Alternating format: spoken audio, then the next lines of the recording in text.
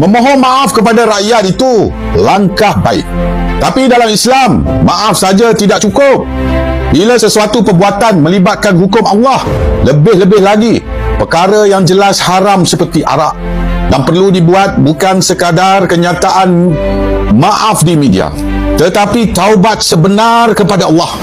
Inilah yang sepatutnya berlaku selepas insiden Presiden dan CEO Petronas meraihkan kemenangan pelumba AMG Petronas di podium F1 Singapura dengan semburan dan mandian champagne.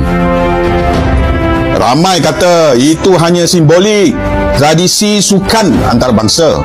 Tapi bagi umat Islam, arak tetap arak.